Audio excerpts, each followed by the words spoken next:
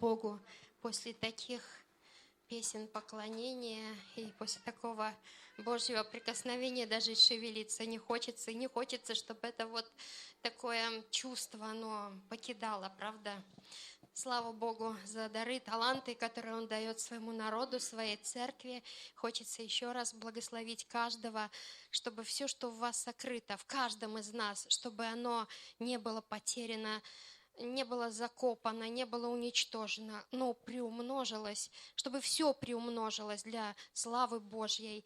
И это и слава для Господа, и это огромная радость для нас самих, когда мы растем в Господе, когда мы богатеем нашими талантами, и это все служит для Царства Божия. Это великое приобретение для человека. Это огромная радость для его жизни на земле.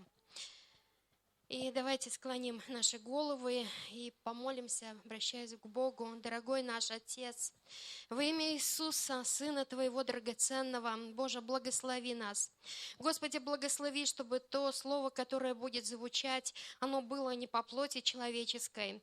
Чтобы это слово, Господи, было сказано так, как хочешь Ты это услышать. Чтобы это было, Господи, в первую очередь Твое движение, чтобы это прикоснулось к каждому сердцу. Благослови наши души, наши сердца, наш разум, чтобы мы вникли, каждый из нас, чтобы мы все вникли в то, что Ты хочешь говорить своему народу, своей церкви. Господь драгоценный, меняй наши жизни, наши судьбы, меняй наш взгляд на этот мир, меняй наше отношение к людям. Мы должны, конечно, в первую очередь прилагать эти усилия, но Ты, пожалуйста, помоги нам. Мы очень нуждаемся в Твоей помощи, в Твоей поддержке, в Твоих откровениях. Мы дети Твои, и мы очень дорожим Тобою, дорогой наш Отец. Да будет прославлено имя Твое. Аминь. Тема, на которую хотелось бы мне поговорить, она давно как бы наполняет мою душу. Я надеюсь, что я смогу донести то, что хочет Господь. Да благословит меня Бог, чтобы все получилось. Тема, о которой хочу говорить, она называется «Почтение к Богу». И, конечно же, прежде чем вникать в такое понятие, как почтение Бога, к Богу нужно вообще выяснить, а что означает вообще слово «почтение». Слава Богу, мы живем во время такой информационной, большого информационного пространства. Сейчас не нужно идти в библиотеку, чтобы поискать словари и найти какие-то вопросы о чем-то, почитать, чего-то выучить. Просто зайти в интернет, и вот то же самое сделала я, Википедия и другие словари я посмотрела. И, в принципе, везде слово «почтение» трактуется одинаково. Оно трактуется как глубокое уважение. Ну и чтобы дальше разбираться, конечно, нам нужно понять, а что значит слово «уважение». Ну, во многих словарях где-то немножко по-разному, но в принципе также одно. Мне вот понравилась такая оценка этого слова. Уважение – это признание и высокая оценка чьих-либо достоинств. Уважать значит считаться с интересами другого человека, соблюдать приемлемый для него формат общения и взаимодействия и добровольно действовать по его правилам. Разумеется, правила должны быть здравыми. Уважение как принцип имеет широкий спектр взаимодействий. Согласитесь, без уважения невозможно строить взаимоотношения с людьми. И даже главный закон нашего государства, Конституция, он утверждает права и свободы граждан своих, тем самым призывая к уважению этих прав и свобод. И давайте согласимся, что уважение должно быть взаимным. Не может быть нормальное взаимоотношение строиться, когда уважение с одной стороны, а с другой стороны уважения нет. И давайте с вами вот разберем самые такие простые примеры, там, где необходимо проявлять уважение. Это обыкновенные примеры, то, что пришло мне в сердце, что пришло на ум, то, с чем мы сталкиваемся в повседневной нашей жизни. Например, взаимоотношения учитель и ученик. Ученик приходит в школу там, или в институт студент приходит, и он подчиняется тем правилам, которые существуют в учебном заведении. При этом непременно он уважает учителя, потому что учитель его учит, вкладывает в ученика свои знания, свой опыт, учит чему-то. Как ученики могут выражать свое уважение к учителю? Ну, выполняют домашнее задание, участвуют в учебном процессе, так ведь? Не хамят учителю, не грубят. При этом учитель тоже уважает учеников, именно уважает их как личности, стараясь научить чему-то правильному, дать знания. Ну, следующий еще пример человеческих взаимоотношений. Например, кондуктор и пассажир в городском транспорте. Зачастую, да, встречаемся с неуважительным отношением друг к другу. Кондуктор, он на своем рабочем месте, и у него есть требования, которые к нему требования, предъявляемые той организацией, в которой он работает, и организация, которую он представляет, выполняя свою работу. Бывает хамство и со стороны кондукторов, но, наверное, зачастую больше со стороны пассажиров, когда они не хотят оплачивать проезд. Или, может быть, пассажиру лень предъявить проездной билет, который у него лежит в кармане, и даже доходит до возмущения. Ну, я думаю, неужели так трудно взять и достать из сумочки, из кармана этот проездной и предъявить человеку, который выполняет свои обязанности трудовые. Если мы уважаем кондуктора, уважаем то, что он делает для нас, через кондуктора и через водителя в автобусе предоставляется нам услуга, да, мы ее оплачиваем. Но если мы уважаем кондуктора, мы и оплатим проезд,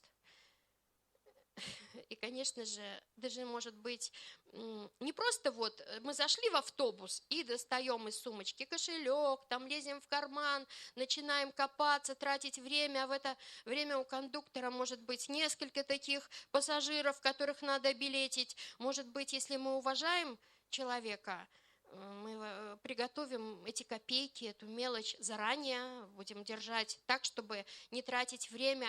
Или не будем дожидаться, когда кондуктор скажет нам: предъявите свой проездной. Мы сразу, чтобы не тратить время и, может, даже порадовать этого кондуктора, просто предъявим. Я много раз так приходилось, и этот человек потом говорит: спасибо. Ты ему показываешь проездной, а он тебе говорит спасибо. И вот смотришь, и у человека настроение даже где-то поднимется, и он благодарен, и это и есть уважительное взаимоотношение. Еще пример из нашего быта уважительных отношений, которые должны быть, наверное, такое злободневное: продавец и покупатель. Продавец, который очень устал за день отвечать на одни и те же вопросы, считать эти товары, перекладывать их из корзинки в сумку. И покупатель, может быть, который целый день был на работе, тоже устал, у него нет сил, а тут ему не улыбнулись, или чего-то не так сказали, или чего-то не дали. Всякое случается, правда? Но мы должны помнить, что продавец, он исполняет свои трудовые обязанности, и он тоже живой человек, может быть, разное настроение. Ну, тут мне приходит на ум недавно, я даже не знаю, это вообще отношение продавцов или покупателей, я буквально недавно узнала. У нас история случилась в Могилеве. Одни молодые покупатели пришли в ночной магазин в голом виде.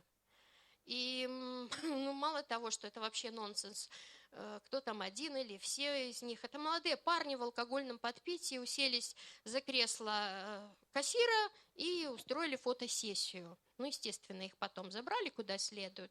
Это вообще, разве это уважение к продавцу? Это не только неуважение к продавцу, это вообще неуважение к обществу, это неуважение к родителям, которые тебя вырастили и воспитали, это неуважение к самим себе. Это вообще ужас. Где еще взаимоотношения, которые требуют уважения? Наши соседи, наверное, правда? Если мы уважаем наших соседей, а наши соседи уважают нас, то мы не будем создавать лишнего шума, особенно в вечернее время. Правда же? Ам, Ну, вот для меня, наверное, злободлевно это то, что пережито мною. Ну, я поделюсь своими переживаниями, взаимоотношений с соседями. Слава Богу, все нормально у меня с соседями. Но вот однажды в комнате тишина, уже 12 час ночи, а у соседей так орет телевизор. И идет там политическая передача. И вот слышно каждое слово. Мне даже не надо включать свой телевизор, потому что слышно все, что там.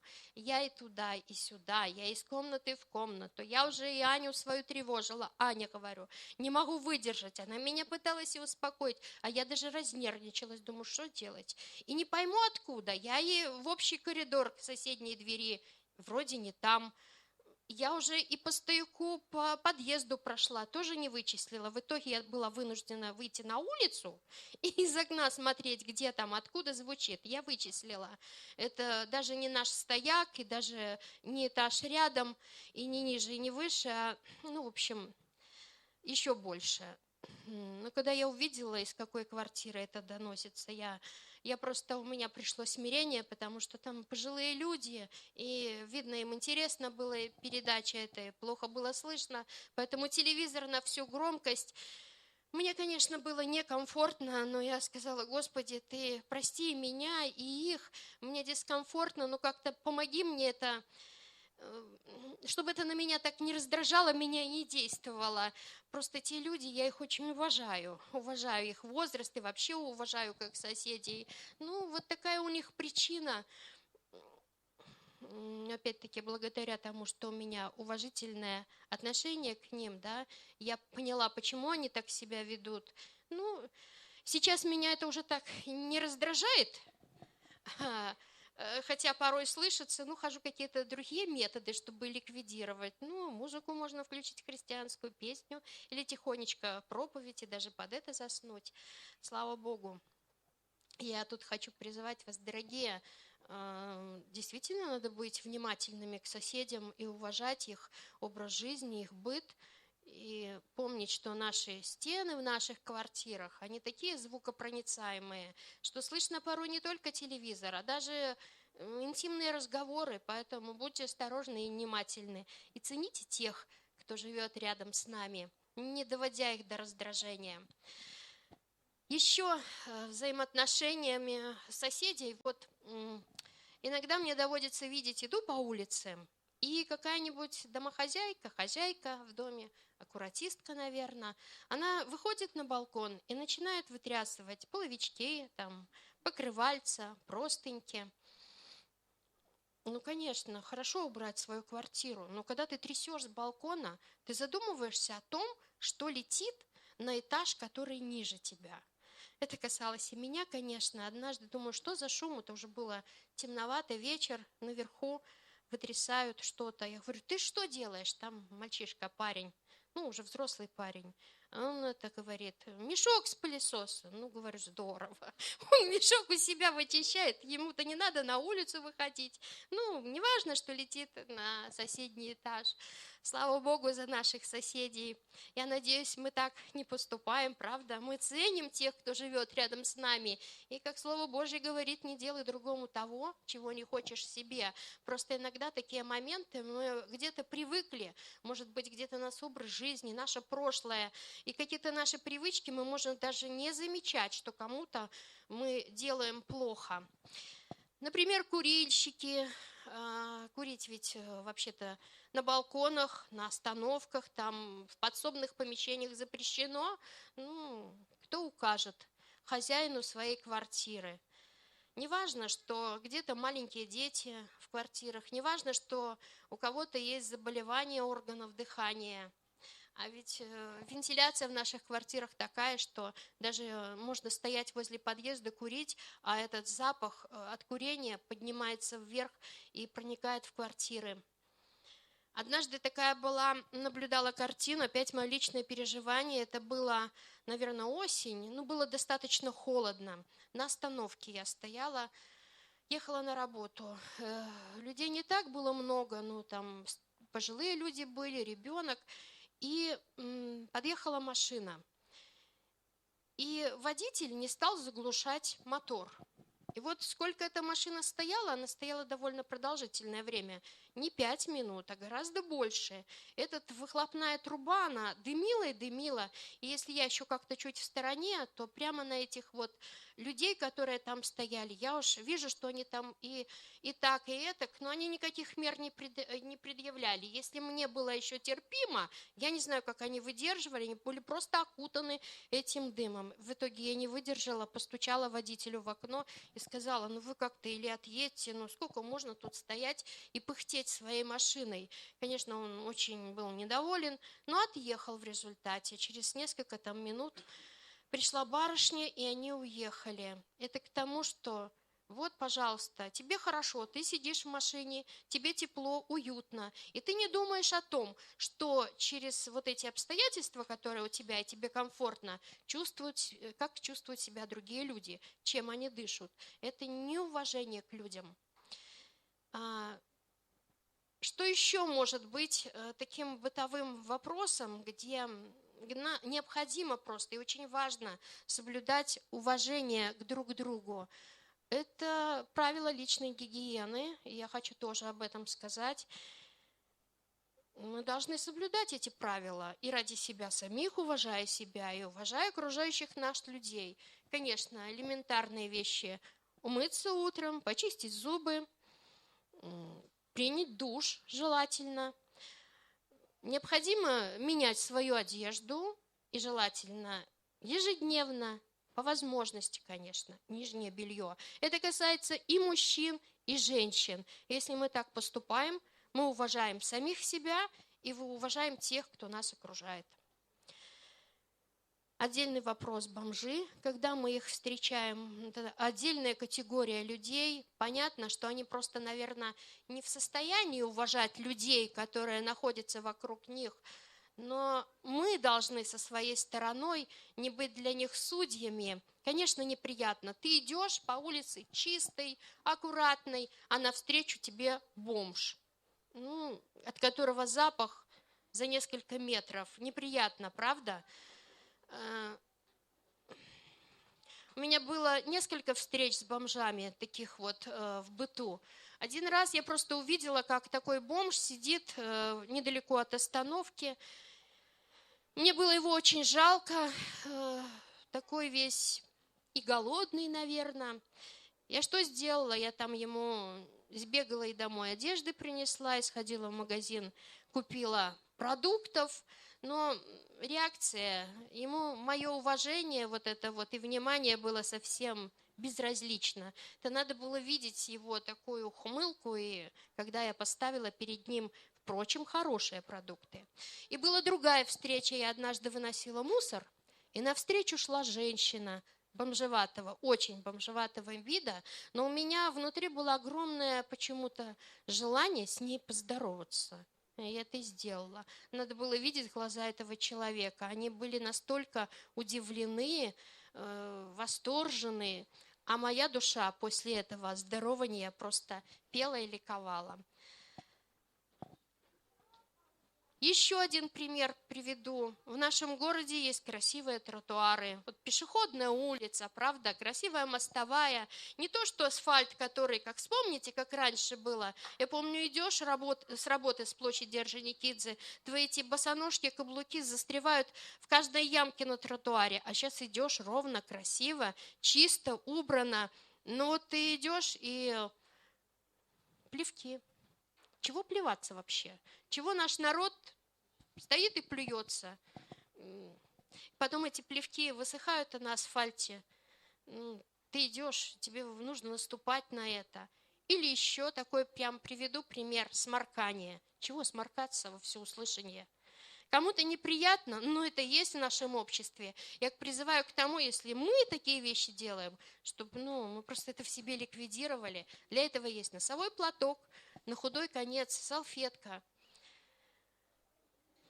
И я привела эти примеры это то, что мы с вами, с чем мы встречаемся, правда, в жизни, встречаемся вокруг. Мы не должны сами так поступать, и этим, я думаю, мы и не поступаем, но на всякий случай, этим мы просто будем выражать уважение к окружающим нас людям. Тем более, что Слово Божье призывает нас любить ближнего своего, а это прежде всего уважение к человеку. Если ты человека не уважаешь, то как ты его будешь любить? И от уважения к окружающим возвращаясь к понятию почтения. Вот в Библии, если обратимся к Библии, то, наверное, самое такое первое, что приходит на ум о почтении, это почтение к родителям. Я не буду на эту тему ничего, в принципе, говорить, потому что и недавно проповедовалась, и все мы много об этом всем слышали. С почтением относиться к родителям, почитать своих родителей. Это не значит, им надо отдавать поклоны, но глубоко уважать их требования, их правила, которые устанавливают родители в семье. Потому что родители, у каждого из нас есть или были родители. Родители нас родили, родители нас воспитывали. Они вкладывали в нас свое время, свой характер, свою любовь, свои финансы. Делали все, как могли, чтобы нам было хорошо. Библия также говорит и к тому, что и родители должны не раздражать детей. Порой вот это выражение «не раздражать», это значит, дети могут раздражаться, вот от чего. Им запрещают смотреть мультики один, второй, третий раз, и они раздражаются от этого. Бывает, что родители просят «помой посуду» или «убери в комнате», а дети не выполняют. Тут скорее даже, наверное, не детям надо раздражаться, а уже родителям, потому что в этом неуважение к родителям, ты не выполняешь их требования. Кто-то, может быть, скажет: а мне не за что почитать своих родителей, я их даже уважать не хочу. Может быть и так, но ты не судья своим родителям. Ты не видел их рождения, ты не видел их начала жизни, ты не видел их детства, ты не видел их взросления и становления. Вообще ты не знаешь, что было у них до тебя. Ты не можешь их судить. Есть разные ситуации, есть разные родители, есть разные дети. Ошибается одна и вторая сторона. Но если ты не почитаешь сегодня родителей, ты просто пересиль себя и начни их хотя бы уважать. Если у тебя нет сил уважать своих родителей, на первое время хотя бы прости их. И да поможет тебе в этом Господь. Итак, почтение. Вы еще не устали? Хорошо, слава Богу, значит, продолжим. Вернемся к почтению. Вот мы говорили о почтении к родителям, а вообще, если задуматься, как можно оказывать почтение? Вот простой пример. Ученики в школе, они уважают своего учителя, и когда учитель входит в класс, я не знаю, это сохранилось до сих пор, когда учитель входит в класс, ученики встают, этим выражается особенное уважение к учителю, почтение. Когда военнослужащие, это по уставу им положено, они отдают честь тем, кто выше их по званию, это тоже почтение, которое закреплено уставом. Давайте прочитаем. В Библии есть один пример, где было выражено такое почтение. Это книга Исфирь. Интересное очень почтение. 6 глава.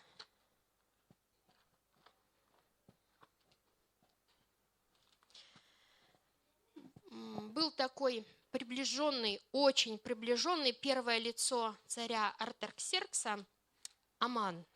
И он очень не взлюбил одного из представителей евреев, потому что еврей Мордехей не поклонялся Аману.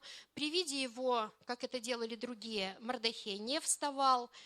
И это очень обижало и задевало Амана. И его эта ненависть, обида, это вот просто он не знал, что делать, наверное. Выходил весь из себя, он вообще приготовил виселицу для Мордохея в своем дворе. Но чем все обернулось? В это время, когда была приготовлена виселица, Господь просто отнял сон у царя, и царь попросил, чтобы ему принесли памятную книгу разных хороших дел. И там было прочтено, что однажды Мордохей, он просто раскрыл заговор и спас царя от смерти. И когда царь спросил, а что же сделано в ответ за такой поступок Мордохею, сказали, ничего не сделано. Ну и тут у царя пробудилось желание отблагодарить, почтить каким-то особенным почтением Мордохея. И давайте прочитаем 6 стиха. «И вошел Аман». Он стоял во дворе, его позвали, и сказал ему царь: «Что сделать бы тому человеку, которого царь хочет отличить почестью?» Аман подумал в сердце своем, кому другому захочет царь оказать почесть, кроме меня. И сказал Аман царю: тому человеку, которого царь хочет отличить почестью, пусть принесут одеяние царское, в которое одевается царь, и приведут коня, на котором ездит царь, возложат царский венец на голову его, и пусть подадут одеяние и коня в руки одному из первых князей царских, и облекут того человека, которого царь хочет отличить почестью, и выведут его на коне на городскую площадь, и провозгласят пред ним: так делается тому человеку, которого царь хочет отличить почестью. И сказал царь Аману: тот же час возьми одеяние и коня, как ты сказал, и сделай это Мордохею иудеянину, сидящему у царских ворот. Ничего не опусти из всего, что ты говорил. И взял Аман одеяние и коня, и облег Мордохея, вывел его на коне на городскую площадь и провозгласил пред ним: так делается тому человеку, которого царь хочет отличить почестью. Можно только себе представить, что было в сердце Амана. Ему внешне надо было соблюдать это действие воздавания почести, а внутри там был ужас, конечно, и кошмар, и боль, и обида, и ревность, и ненависть. В результате, мы знаем, это окончилось виселицей, той виселицей, которую он приготовил для Мордохея, она обернулась для него самого. Как видим, можно почести отдавать, честь отдавать, почтение просто наружно, а сердце будет совсем в другом положении. И если мы коснемся вопроса о почтении к Богу, мы, наверное, может быть, так тоже, внешне где-то соблюдая определенные знаки приличия, мы можем просто быть холодными к Богу, не уважать Его, уже не говоря о том, что не иметь к Нему глубокого этого уважения, почтения. В чем может вообще выражаться наше непочтение к Богу? Я не хочу никого обидеть. Но моя душа другой раз наполняется такой болью, когда я вижу, дорогие братья и сестры, Бог нас так сильно любит.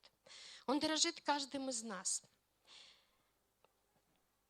Вот недавно мы с Аней были в поездке, мы ездили в Россию, и когда уже по дороге обратно возвращались, мы в одном большом городе, были в очень прекраснейшей, огромной большой церкви, огромный зал. Это было воскресенье, мы прилетели утром на самолете, и хотелось очень, воскресный день, это день для Бога, хотя у нас были и сумки, все. И мы решали, что сначала или куда-то сходить, потому что мы уже немножко опаздывали на служение. А там 2 служения, и они, в принципе, повторяются. И все-таки мы решили, это воскресный день. И прежде чем, неважно, что мы опаздываем, но так хочется в Божье присутствие.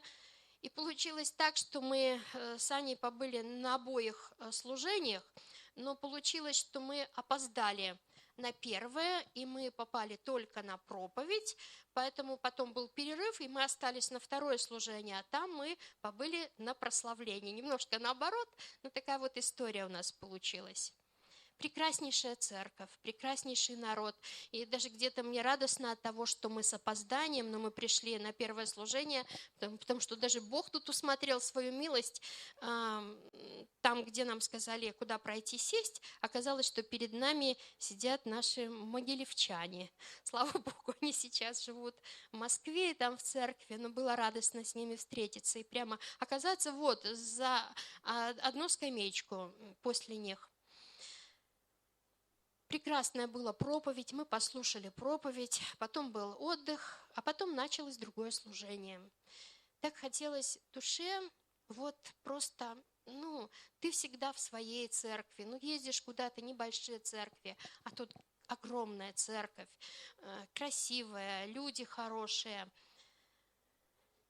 Так сердце ожидало вот этого вот необыкновенного какого-то наполнения, присутствия. Все это было. Но это было внутри, лично, а наружу я не знаю, как это все выдерживает Бог. Я очень не хочу, чтобы так было в церквях. Я не хочу, чтобы так было вообще в какой-либо церкви. И тем более в моей родной церкви.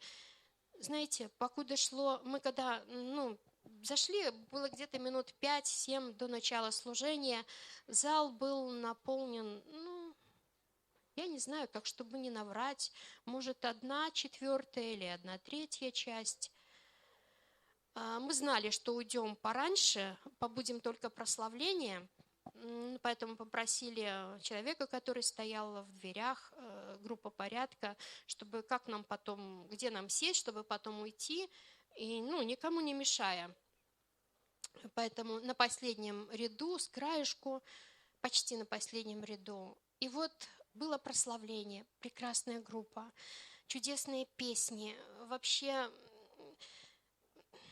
я не музыкант, я не певец, но мне очень понравилось. Глубочайшее поклонение. Но то, что происходило в зале, мне хотелось плакать. Я не осуждаю эту церковь, поймите. Я думаю, что ее даже не осуждал Бог. Не было вот этого, что вот Бог такой вот расстроенный, печальный. Может быть, это было больше мое в сердце. Но, дорогие братья и сестры, вот сидя на высоте, там, на последнем почти ряду и наблюдая, нескончаемым потоком шли, и это были в основном молодежь. В общем, я хочу что сказать. К концу прославления почти весь зал был полон. По крайней мере, на 3/4. Он был полон народа. А я размышляла, Господи, что чувствуешь Ты? И если я чувствую вот это вот пренебрежение просто. Может, они и не виноваты. Аня мне говорила, мама, мы ведь тоже с тобой опоздали. Да, есть разные причины. Мы тоже опоздали на первое служение. Но Бог же видит наше сердце. Я понимаю, 1, 2, 3, 10, может 20 человек, но не ползала. Дорогие братья и сестры, а что происходит у нас? Ценим ли мы Божьим присутствием? Ценим мы ли тем, что Он делает для нас? Ведь каждое служение воскресное, Он нас ожидает особенным образом. Он приходит, Он общается с нами в наших личных молитвах, в наших комнатах. Но когда идет общее собрание, это особенное Божье присутствие. Это особенное Его благословение, это Его особенное наставление, это Его вообще особенное, все особенное. Он хочет нас исцелять, Он хочет наши жизни, судьбы менять, помогать нам во всем. Он не хочет ни в чем упрекать, а мы опаздываем, а мы Его огорчаем.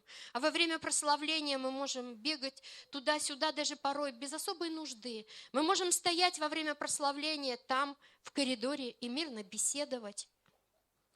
Я никому не судья. Может быть, я тоже делаю ошибки. Я хочу призвать вас к тому, это касается очень моего сердца. Не знаю, как выдерживает Бог. Мне трудно, мне больно, мне обидно. Я знаю, Он может за себя постоять.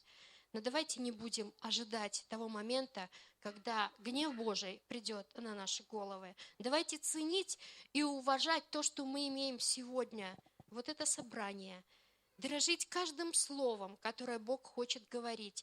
Дорожить каждой песней, каждым словом поклонения, которое здесь звучит, потому что в эти моменты Бог особенно берет нас на руки и ведет нас вперед. Он нянчит нас, как мать нянчит свое грудное дитя. Он кормит нас, как мать кормит грудного ребенка. Он наполняет, насыщает. Давайте ценить этим.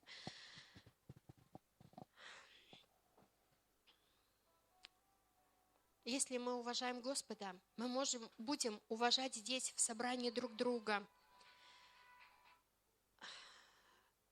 Например, молодежь, я думаю, может и старшие кто-то. Если после служения оказывается, что креслам, вот этим скамейкам, назвала креслами, когда-то у нас будут и кресла богатые, красивые, правда? На которых, сидя, мы будем славить Бога в наших сердцах и слушать Слово Его. Когда после нас остается мусор, стаканчики, которые мы, в принципе, убрать за собой, когда остается приклеенная жвачка, когда там вот в воскресном классе, в коридоре остаются разбросанные игрушки, мамы, если ваши дети еще не научены, маленькие, сделайте вы за них это. Я понимаю, что не всегда усмотришь за ребенком. Приучайте своих детей, что если они что-то берут, они потом должны положить на место. И этим мы будем проявлять уважение и к друг другу, и к Господу. Уважение к Богу еще в чем проявляется? Вот давайте вообще прочитаем в Слове Божьем. Мы не один раз уже читали на служениях и много раз слышали, что говорит Господь нам по поводу почтения и уважения к Нему. Известная книга пророка Малахии, глава 1, 7 стиха. «Вы приносите на жертвенник мой нечистый хлеб и говорите: чем мы бесславим Тебя? Тем, что говорите: трапеза Господня не стоит уважения. И когда приносите в жертву слепое, не худо ли это? Или когда приносите хромое и больное, не худо ли это? Поднеси это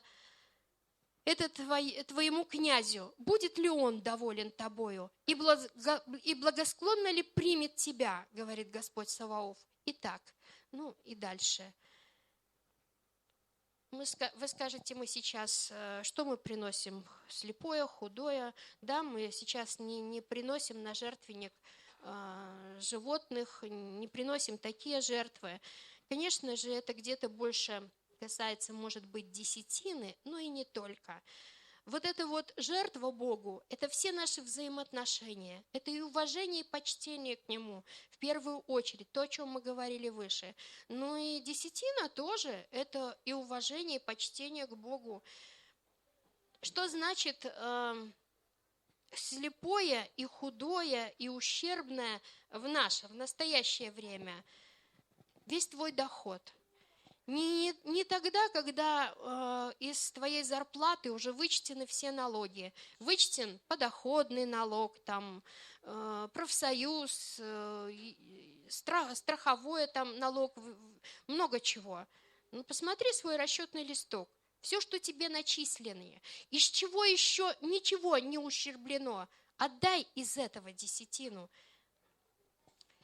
И вообще жертвуй от чистого сердца.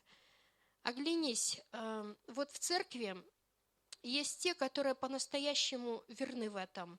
И хочу сказать, даже привести один пример. Есть один брат, я не скажу кто, недавно просто очень сильно коснулось сердца. Я знаю, что он жертвенный в финансах, верный в десятине. Но кроме этого, он еще так много делает для церкви. И я хочу сказать его об этом. Никто не просит. Я надеюсь, что говорят спасибо те, кто замечают и видят.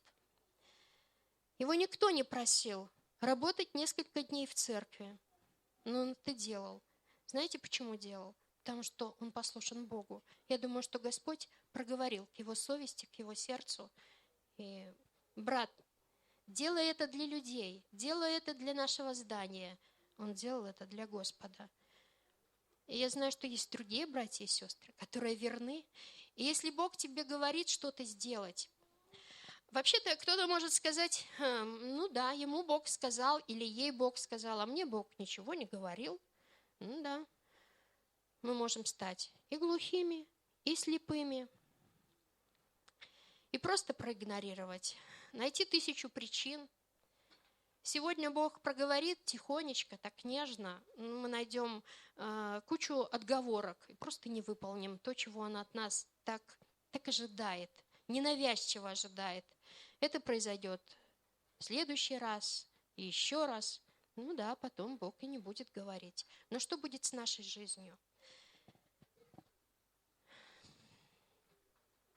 Наверное, самое главное почтение к Богу – это послушание, уважение.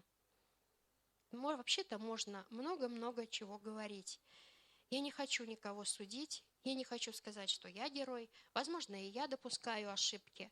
Но давайте, дорогие, влиять друг на друга. Давайте поддерживать друг друга. Давайте становиться по-настоящему единым целым в Иисусе Христе, чтобы радовать нашего Господа и чтобы действительно этим своим послушанием, своей верностью, своей любовью во всем, в каждом нашем шаге, в каждом нашем поступке, в каждом нашем взаимоотношении с кем-то оказать в первую очередь почтение и Ему. Если Бог, давая для детей обетование о почтении родителей, обещает при этом долголетие, это обетование для детей как долголетие. Если это почтение будет от нас полноценным в адрес Бога, то можно ли вообще представить, к чему приведет это обетование? Наверное, разуму человеческому и не постичь на земле. Я уже говорила, что мы недавно были в поездке, и вот последний день, когда мы уезжали, как-то сон ушел от меня, я практически всю ночь не спала. Я смотрела в окно на ночной город. Окна все были практически погашены. Только где-то в подъезде горел свет. Куча машин. Далеко видно, красиво. Сон совсем убежал, и я много размышляла, молитвенно размышляла, думала. И пришли такие слова, и они не угасли до сих пор. Они живут, и это были следующие слова. Это слово всем людям земли. Ваши дни сочтены, сочтены, сочтены. Сочтены не значит, что вот они раз, два, три и уже закончатся. Нет. Но человек что-то думает о себе, что-то мнит о себе, забывая и даже не размышляя о том, что он не вечен на земле, и дни его однажды закончатся, и с чем он останется, что он приобретет, и с чем он предстанет пред Богом. Есть ли в его жизни почтение и уважение к Богу?